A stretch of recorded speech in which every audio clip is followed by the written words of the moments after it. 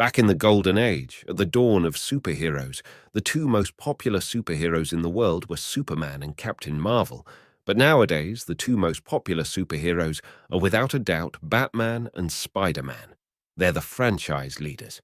They're the ones so popular that even their supporting casts spawn movie franchises. Naturally, the two invite comparisons. People debate not only who wins Batman versus Spider-Man, but who wins Man-Bat versus Morbius, Clayface versus Sandman, etc., etc. But what happens when we compare their earliest foes, the foes that were there when Peter Parker became Spider-Man and Bruce Wayne became Batman? Who would win? The burglar who shot Spider-Man's Uncle Ben, or Joe Chill, the mugger who shot Batman's parents? You might not think there's much to discuss here. Aren't they both thugs who shoot innocent people then run away? But no, there are legit feats to discuss. There's more to the burglar and Joe Chill than you think. For instance, did you know that the real reason the burglar broke into the Parker residence was because he was looking for buried mobster treasure? Did you know that the Waynes weren't actually mugged? Joe Chill was a hitman hired by gang lord Lou Moxon to kill the Waynes and leave Bruce alive to make an assassination look like a mugging gone wrong, all because Thomas Wayne once beat up Lou and his gang while dressed as a bat. Strange but true. Personally, I like it when there's not a larger reason or conspiracy behind the death of Uncle Ben or the Waynes. I like it when they're just at the wrong place at the wrong time. I like it when what happened to Peter Parker and Bruce Wayne could have happened to everyone, and so they decide to protect everyone. It gives their stories a humanistic theme. But you know, comics. You can't have someone just be that guy that killed the hero's loved ones. They got to have a secret, they got to have an angle, and so, for better or worse, Joe Chill and the burglar have histories well beyond the origin stories of their respective heroes. We'll start with the lady's pearls, and by that I mean we'll start with Joe Chill. In the long and convoluted history of DC Comics, there have been four primary settings: Earth 1, Earth 2, New Earth, and New 52, and each of these settings has its own Batman and own Joe Chill. We'll be going from oldest Joe Chill to newest, and that means we start with the Joe Chill of Earth. 2. The original Joe Chill, like the original Batman, was an inhabitant of Earth 2. I know what some of you might be thinking. What? Shouldn't the original be from Earth 1, not Earth 2? Let me quickly give a rundown on how Earth 1 and Earth 2 worked. Earth 2 was the world of DC's Golden Age heroes. On Earth 2, Flash was Jay Garrick, Green Lantern was Alan Scott, Superman was never Superboy, and Batman used a gun early in his career. Earth 1 was the world of DC's Silver Age heroes, the current cast of superheroes who started fighting crime in the then-present of the 1960s, as opposed to the Earth 2 cast, who started fighting crime in the 1940s. But why is Earth 2 called Earth 2 when their characters came first? Well, the names were coined by Barry Allen and Jay Garrick. Barry called his world Earth 1 and Jay's Earth 2, and I guess Jay was too polite to contest the names. Joe Chill's first appearance and the first origin story of Batman were published in November 1939 in Detective Comics 33. That's right. While Batman debuted in Detective Comics 27, it wouldn't be until 6 issues later, half a year later, that we got his origin story.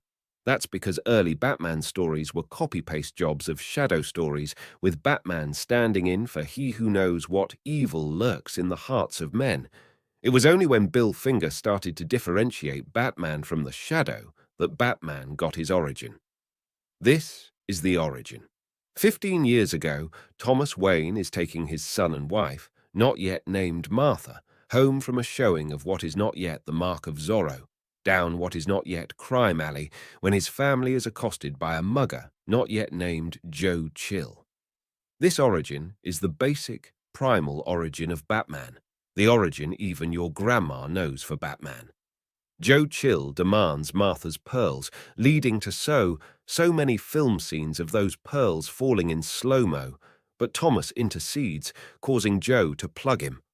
When Martha screams, Joe shoots her to silence her and flees, leaving Bruce Wayne to mourn his parents on the cold, cold concrete. This origin would be more or less reprinted in Batman 1. In June 1948, in Batman 47, the origin is retold with a couple of retcons. For the first time, Martha is called Martha, and Joe Chill doesn't shoot her. Instead, she dies of a heart attack from seeing her husband shot. And get this, Bruce looks at him with such a glare of condemnation that he runs away in fear. Little Bruce gave him the penance stare. I guess you could say that the gunshot was when Bruce died, but the glare was when Batman was born, or something like that. Anyway, we get more than a modified origin story in 47. In 47, Batman investigates a trucking company called Land, Sea, and Air suspected of ferrying wanted crooks across state lines. The owner of Land, Sea, and Air is a man named Joe Chill. Batman doesn't know the name, but he does know the face. He never forgot the face of the man that killed his parents. Batman's first plan to bust Joe Chill is to get a criminal to run to him for help and then follow the criminal. He does this by busting Monty Julep, a delightfully stereotypical illegal riverboat gambler. He's like if the Penguin and old-school Green Lantern, Baddie the Gambler, did the fusion dance. I love Monty Julep. He's such a pure theme. I sure hope nothing bad happens to him. Oh, wait. I sure hope nothing bad happens to him. Monty runs for Joe Chill with Batman hot in pursuit, but Joe Chill uses a security camera to spot Batman and quickly shoots Monty to make an alibi out of his corpse. Ah, poor Monty. I liked him. Can you name 3 gambling-themed supervillains? Roulette doesn't count, and you can't say the gambler because I just told you about him. Man, you'd think Joe Chill was just some street tough, right? But no, the guy's pretty cold-blooded and quick-thinking. The guy goes from negotiating with a man to killing him in a split second. That's going on the powers and abilities list. His plan foiled, Batman falls back on his tried-and-true tactic of frightening criminals. He reveals himself to Joe Chill and vows that though he has no evidence to bust him currently, he's going to follow and watch him. He's going to always be in his shadow, always watching, always waiting. This freaks out Joe Chill, who runs to get his gang to blow away Batman, but he gets out the "I killed Batman's parents" part of his predicament before the Bruce Wayne is Batman part, and his gang plugs him for being responsible for creating Gotham's greatest crime buster. A plot twist of contrivance. Yes, but I think I like it. That they jump the gun on Joe Chill shows how much criminals hate and fear Batman. Batman uses fear against criminals. Fear made Joe Chill run when Bruce was young. Fear made Joe Chill run when Joe Chill was old. And fear made Joe Chill's men open fire before he could reveal Batman's secret. Fear is the beginning of Batman and the end of his enemies. But I'm not going to give the story 5 stars, though, because I miss Monty Julep. In Detective Comics 190, published in December 1952, Batman develops amnesia, which I believe is a plot that has happened at least once to every major superhero, and to help him recover his memory, Robin tells him his origin. Note that changes from Batman 47 have persisted. Martha is still named Martha, and she still dies of a heart attack. In Detective Comics 235, published in September 1956, we get what might be a retcon of Joe Chill's death. It's a little hard to say. The story tells us that Batman discovered Joe Chill, in this story called Joey Chill, as an old man because he remembered his face, and we see Joe Chill's trucks in the background, but the comic makes it seem as if Batman was about to jump him when gangsters holding a grudge against Joe Chill pulled up and shot him. That's not false, because in those few seconds after Joe Chill blabbed that he created Batman, his men did indeed hold a grudge against him, and did indeed shoot him down, but, hey, I'm going to say it's not a retcon, just a garbled retelling of Batman 47. Anyway, Detective Comics 235 adds another wrinkle to Joe Chill and Batman's origin story. The story starts with Batman and Robin doing some cleaning in the attic of Wayne Manor when they find a strange bat costume in a secret compartment in Thomas Wayne's old desk. Bruce has the feeling he's seen that costume before, but can't quite figure out when or where. Batman and Robin further discover some film reels and a passage in Thomas's journal that explains the costume. It's a little like that one scene in National Lampoon's Christmas Vacation with the film reels, but with less Christmas and more fisticuffs. Years ago, Thomas and Martha went to a masquerade ball themed around flying creatures, and wouldn't you know it, Thomas Wayne happened to dress up like a bat. You see, Bruce psychologically imprinted on Thomas Wayne's costume, and it subconsciously influenced his own. I don't think I like this twist. It feels too contrived. I think an interesting story could be told with this setup, like a superhero with a funny costume discovers one day that he based it on something profound from his childhood. I feel like that could work for a superhero story. I just don't think it works for a Batman story. Batman dresses up as a bat because bats are scary and criminals are a superstitious and cowardly lot. That's it. That's all you need. But the story takes even more frustrating liberties with Batman's origin. You see, a gangster named Lou Moxon crashes the masquerade and takes Thomas Wayne hostage so he can use his surgery skills to remove a bullet from his shoulder. But Thomas turns the table on Lou Moxon and his gang and testifies at Lou's trial. But when Lou gets out of prison, he brags to Thomas that he's going to have him rubbed out in revenge. Here enters Joe Chill, now retconned into being a professional killer. Joe Chill killed the Waynes, but left Bruce alive to make a hit look like a mugging gone wrong. Batman learns that while he dealt with the man who shot his parents, he still has to deal with the man that hired the man who shot his parents, so he goes to bust Lou Moxon. But get this, Lou Moxon develops amnesia from a bump on his head. He can't remember hiring Joe Chill, and so he can't confess to being involved in the killing of the Waynes. So, in a twist copied from Batman 47, Batman dresses up in his dad's old bat costume to jog Lou Moxon's memory, and jog his memory he does, leading Lou to take a frightened job right into oncoming traffic. Detective Comics 265, published in March 1959, wraps up the history of the Joe Chill of Earth 2 by presenting the origin with a slight retcon. This time, the flashback is caused by Batman encountering a supervillain known as the Clock, not to be confused with the Clock King, who Batman recognizes as a criminal from the very first case he worked on. Batman doesn't start his reminiscing with his first case, but goes all the way back to start with his origin. In this retelling, instead of dying of a heart attack, Martha dies from being shot. Personally, I think I like Martha dying of a heart attack. There's something profound about Bruce's life being changed by a single gunshot, a single, loud instant. And that concludes the Joe Chill of Earth 2. As you can see from his powers and abilities card, he's a far cry from the superhero he would inadvertently create, but still a surprisingly competent criminal.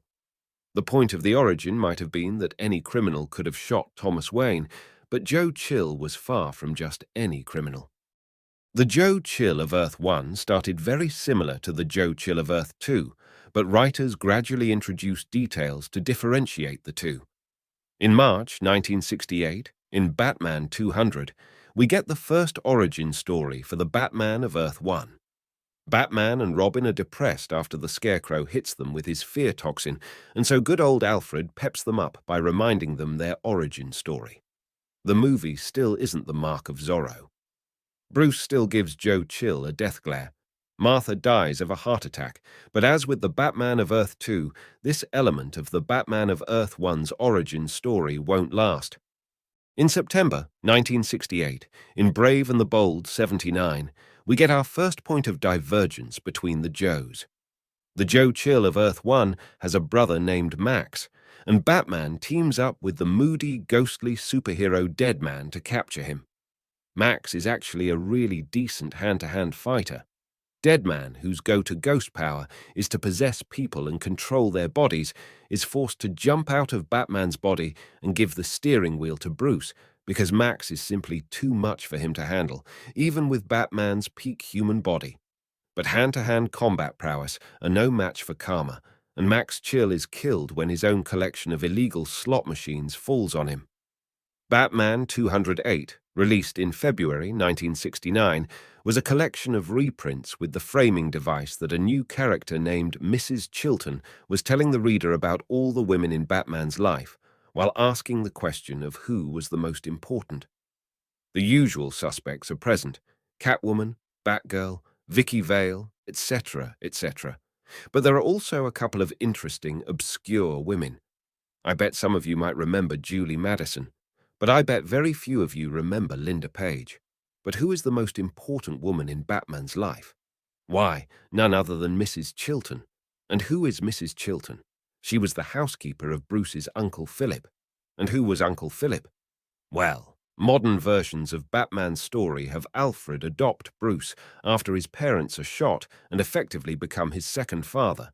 But back in 1969, in Batman 208, Bruce was adopted by his Uncle Philip, but Uncle Philip's business often took him out of the house, meaning Bruce was mostly raised by Mrs. Chilton, who became like a second mother to him. But wait, there's more. Mrs. Chilton has two sons, Max and Joseph, and they changed their name from Chilton to Chill. Holy plot twists, Batman. Joe Chill's mom raised Bruce Wayne.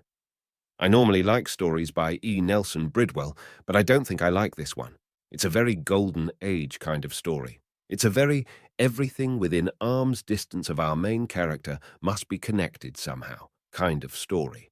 Oh well, it is what it is.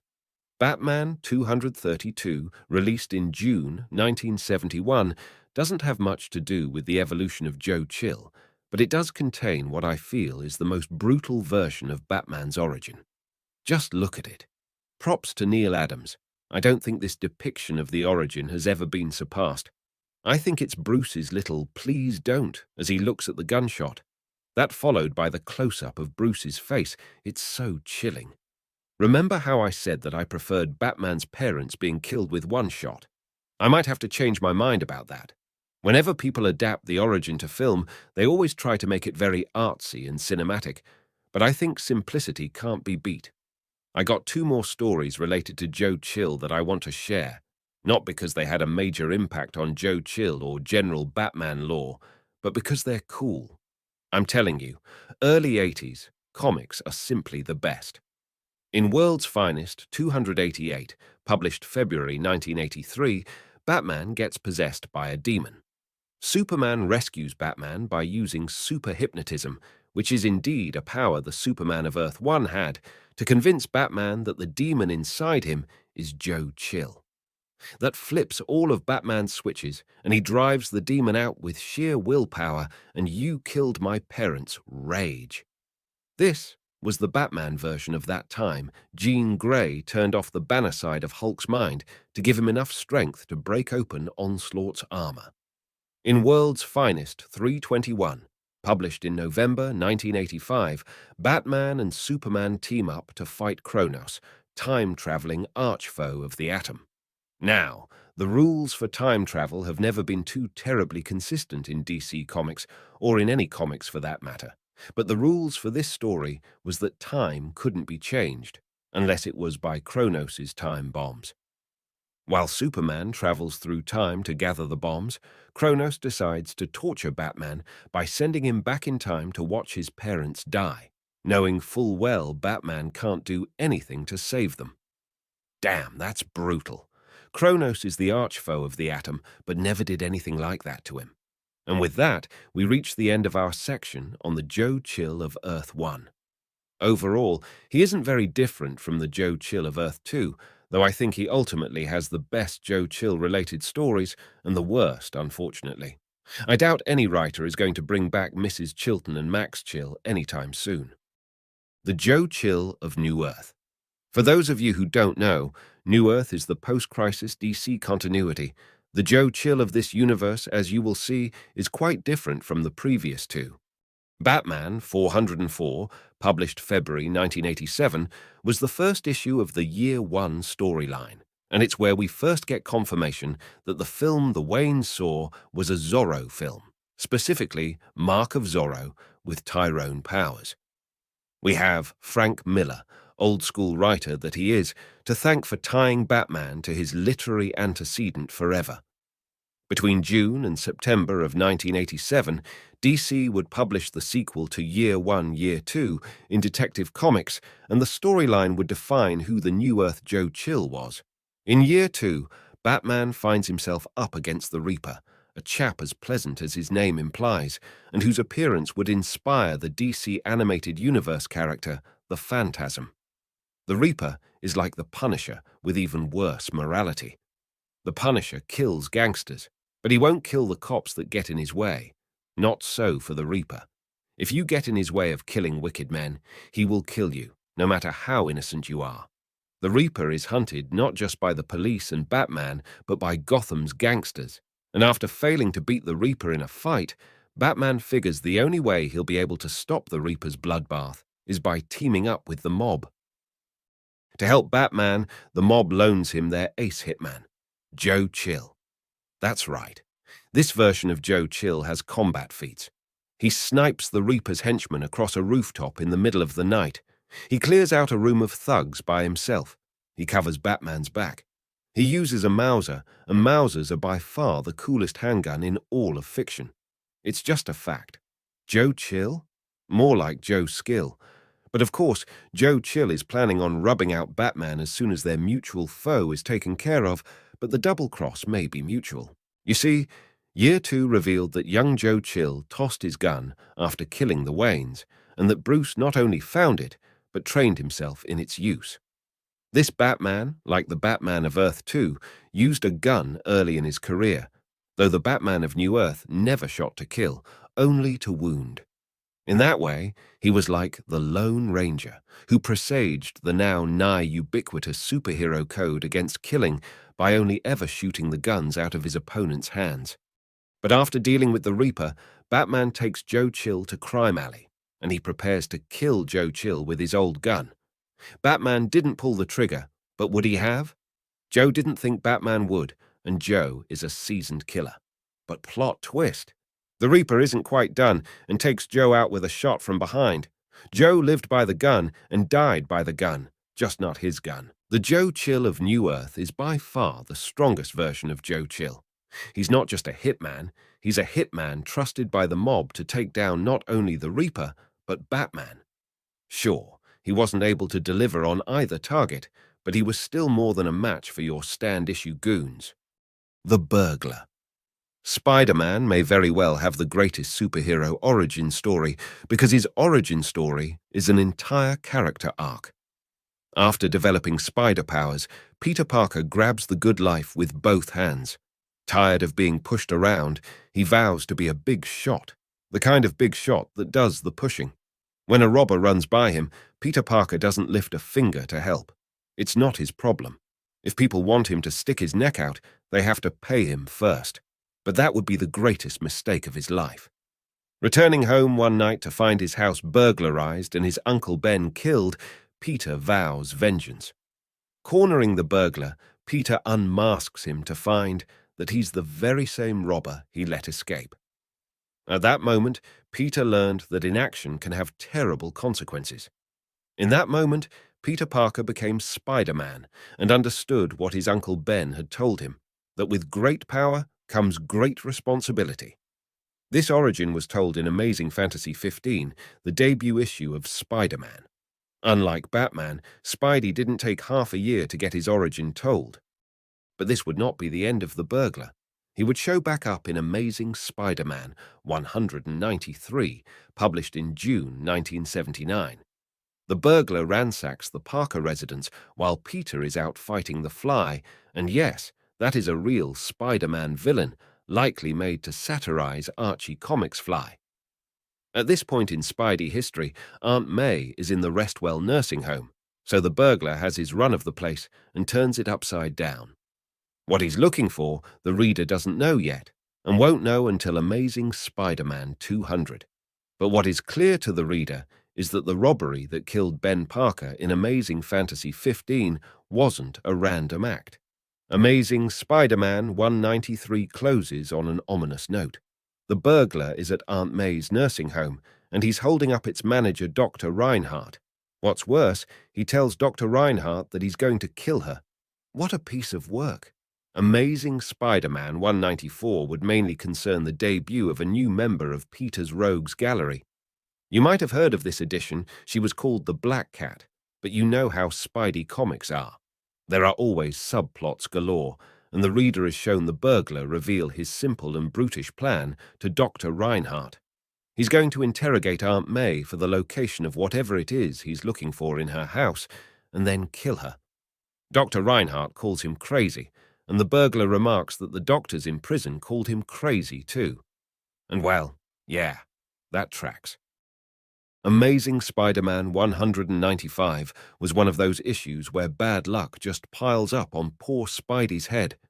He gets his arm broken fighting Black Cat, and she breaks her criminal father out of jail, and Betty Brant slaps him because of soap opera drama, and Black Cat's father dies, and Spidey thinks Black Cat drowned in the river, which in retrospect was pretty silly of him to think so. No one ever dies if they hit the water in comics. It's like dying in an explosion. You don't actually die. You just show up the next time the writer needs you. Oh, and Aunt May dies. Wait, what? Amazing Spider-Man 196 confirms that Aunt May is dead. See, there's her corpse. You know, a death isn't a fake-out when there's a corpse. That's why Aunt May is dead in modern comics. They killed her off in 1979. Okay, there is a twist, obviously, and you're going to figure it way before Peter Parker does as soon as you get to the Dr. Reinhardt twist. Ready for it? He's Mysterio.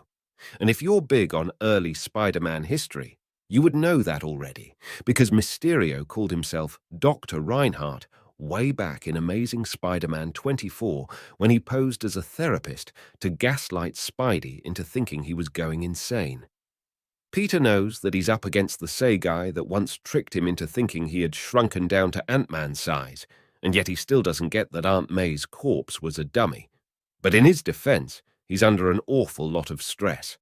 Once Peter figures out that Dr. Reinhardt is Mysterio, he goes to confront him only to be stopped by a Kingpin subplot.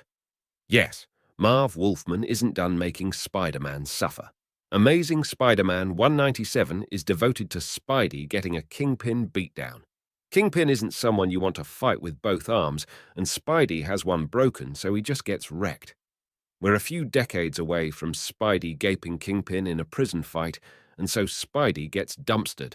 Man, this has got to be some kind of low point for Spidey. Betty Brant drama, Black Cat drama, dead Aunt May, and Kingpin slings him around like a Catahoula cur with a possum in its mouth.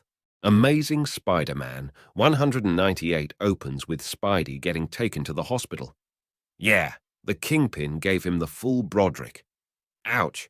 We cut back to the Restwell nursing home to find that Mysterio has dropped his act around the burglar and hits him with some scarecrow-styled fear toxin to show him who's boss. Naturally, the burglar's greatest fear is Spider-Man. Mysterio knocks out the burglar and tells him that he's going to help himself to whatever it is that's valuable in the Parker homestead. No honor among thieves, am I right? Spidey drags himself out of his hospital bed to confront Mysterio, but with a busted arm and still recovering from his Kingpin-sized beating, he can't help but lose yet again. Amazing Spider-Man 199 opens with Mysterio taunting the burglar, who he has tied up in the nursing home basement before exiting in his usual fashion. The burglar vows to one day murder Mysterio for this humiliation. Friendly guy, isn't he? The burglar escapes his trap by using the old broken mirror trick, and Spidey escapes his trap by the trap not being a trap. That's right, Mysterio placed him in the illusion of a swimming pool. I'm not sure if he did it to be merciful or if he wanted to see if he could kill Spider-Man with fear and stress.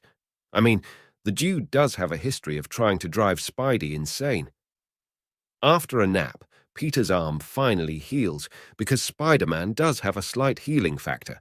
He's not like Wolverine or anything, but if Peter gets a chance to rest, his body heals much faster than a real person. But Peter's good luck doesn't last. As he investigates Aunt May's house, he finds Mysterio, who has good news and bad news for him. The good news is that he's decided this buried treasure stuff is for the birds, and he's officially removing himself from the plot. The bad news is that he's just shot him with a knockout dart. Bummer. So that's a loss to Black Cat, Kingpin, and 2 to Mysterio. If Spidey gets a 5th loss in a row, does he get a sandwich or something? At last, we come to Amazing Spider-Man 200, the final issue of the Burglar saga. With Mysterio gone, the Burglar returns to being the chief villain of this arc. He ambushes Peter at his apartment, probably because at this point Aunt May's poor home smells like sawdust and hallucinogenic gas. And we learn 2 things about the Burglar in his rematch with Spidey. The first is that he is a dirty coward and will beg for mercy to get an advantage over his opponent. No surprise there. But the second thing might be a little surprising. The Burglar has super strength. Look at that! He knocked out Spidey with a pistol whip. Oh man, how is Joe Chill supposed to put up a fight against him? Let me explain. You know that dart Mysterio shot Spidey with in the last issue? It turns out that the dart contained enough drugs to kill a normal man several times over. Mysterio was curious as to what effect it would have on Spidey's superhuman physiology. Would it kill him, or would it do something else? Mysterio wanted to find out, and it turns out that the drugs temporarily depower Spidey, so he has to fight the Burglar with less power than he had all the way back in Amazing Fantasy 15. Man, remember when I said I wasn't sure if the fake water trap was mercy or cruelty? It was cruelty. Mysterio is just a prick. You know how some supervillains are good people that make bad decisions like Sandman? Mysterio isn't that kind of supervillain. The Burglar ties up and beats Peter, but Peter refuses to help him find whatever it is he wants to find, and then the Burglar reveals what exactly he's after. It turns out that while he was in prison, his cellmate was an old Prohibition-era gangster Dutch Malone. Dutch Malone, like the real-life gangster he's based on, Dutch Schultz, is rumored to have left his ill-gotten gains buried somewhere, and the rumors are true. By listening to Dutch talk in his sleep, the Burglar learned that Dutch Malone's buried treasure was hidden beneath the Parker residence, which used to be Dutch Malone's home. What a charmed life Peter Parker lives. Buried mobster treasure and a radioactive spider bite. Wild to think there was a time when 1920s gangsters could be running around the Marvel Age, isn't it? The Burglar runs off, saying that he's going to bring something to make Peter talk, and Peter, with the power of sheer righteous anger, breaks his bonds and vows that, powers or no powers, he's going to take the Burglar down. But when he catches up with the Burglar, Spidey gets shot. No spider reflexes means he can't dodge the bullet. Hey, you know something? Between this issue and Amazing Fantasy 15, the Burglar is actually one-up Spidey now. The score's 2-1. As Peter fights through the pain, the Burglar reveals that his plan is to bring Aunt May to Peter, who he thinks is still tied up back at his apartment, and torture her in front of him until he talks. And check out this flashback showing the events of Amazing Fantasy 15 from Aunt May's perspective. The Burglar is such a coward. Uncle Ben steps to him and he cowers. What a crumb! I got to hand it to Marv Wolfman. Contrived as the plot may be, you really want the Burglar to go down. Spidey has been on the receiving end of several beatdowns in this arc. Now the guy that shot his uncle has his aunt hostage. You want to see Peter beat the tar out of him, and that's exactly what you get. Peter doubles back to his apartment, and even though he's got a bullet in him, he fights the Burglar with nothing but mere mortal strength. The fight's long and good, and even though the Burglar tries his old, "Please help me, I have a bad heart, I surrender" trick, Peter beats him down. Peter even gets so caught up in the moment that he reveals himself to the Burglar, so that he'll know that the guy thrashing him was the nephew of Ben Parker. But there's a twist. The Burglar actually does have a bad heart, and though Peter, true to Uncle Ben's "with great power comes great responsibility" maxim, decides to spare the Burglar's heart gives up from fear. Good riddance. A man with a bad soul dies from a bad heart. How poetic. And that's it. Wait, that's it? Really? Yeah. The Burglar has his colourful history, but it's not as colourful or as convoluted as Joe Chill's history. The Burglar was never brought back from the dead, which is frankly shocking. You would expect that someone would have cloned him, or resurrected him as a zombie, or plucked him out of the time stream, But no. In a world where even Bucky has come back from the dead, the burglar has stayed dead. And that, of all the things I've talked about in this video, may be the weirdest thing of all. So, who wins in a fight between Joe Chill and the burglar? I have to give the win to Joe Chill. Well, most versions of Joe Chill. New 52 Joe loses, because he's a wimpy disgrace, but the other versions win for sure. The burglar is prone to panic when faced with opposition, but Joe, on the other hand, is able to act as coldly and calmly as his surname. The burglar is also murderously insane. He will spray and pray, he won't aim his shots, he will run flat out, he won't look for cover. When the game is insanity versus cunning, bet on cunning. The burglar can't trick Joe into having mercy on him like he did with Spidey. Joe doesn't have mercy for kids, let alone grown men trying to kill him. The burglar, while a killer, is not a professional hitman. Joe is. With all these advantages, the burglar's heart condition is just icing on the cake. Joe Chill wins this match conclusively. How would this match play out? I see the fight opening with the burglar running into Joe Chill's land, sea and air office. The burglar grabs his heart in a moment of foreshadowing before calming down. Joe, cool as a cucumber, asks the burglar to explain why he's in Gotham. Joe says the last time he saw him, he was in New York. The burglar begs Joe to move him somewhere safe. He says that he just learned that he killed Spider-Man's uncle, and that Spider-Man is after revenge. Joe glares at the burglar. "You killed Spider-Man's uncle?" he asks. "You're the reason that Webhead has been disrupting my operations in New York. You moron. You made someone almost as bad for business as the Bat." Joe's words cause the burglar to freak out. He draws his gun and starts to back away, trembling. "You're going to kill me," he says as his face turns white. "You're going to kill me because I created the spider, aren't you, Joe?" Joe tries to calm down the burglar and reassure him that everything is okay, but Joe recognizes a lost cause when he sees one and slowly, carefully draws his gun. And in one single motion, they open fire on each other, scoring flesh wounds. And the fight is on. Joe ducks below his desk as the burglar continues to rant and rave and fire. Joe counts the bullets as the burglar's shots splinter his desk. 1, 2, 3, but a lucky shot gets him in the arm. "Stupid old man!" the burglar yells. "All I wanted was for you to hide me. I didn't want this." Joe looks up and gets an idea. He aims his gun up and fires, killing the lights.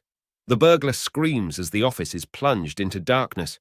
His muzzle flash lights up his frightened face. Then there's a single gunshot, one from a different direction. Joe turns on a lamp to reveal the burglar bleeding on the ground. "Never draw on an old pro, kid," he says. Joe walks over to the burglar's body and kicks his gun away when he sees he's still alive. "My heart," the burglar moans. "I knew a woman that died like this," Joe says as he aims his gun. "Tough break, kid. You need a hard heart for this line of work." Then he pulls the trigger and finishes off the burglar. We close out on the spider signal flashing over Joe Chill and startling him. Spidey has followed Joe to Gotham. Game, set, and match.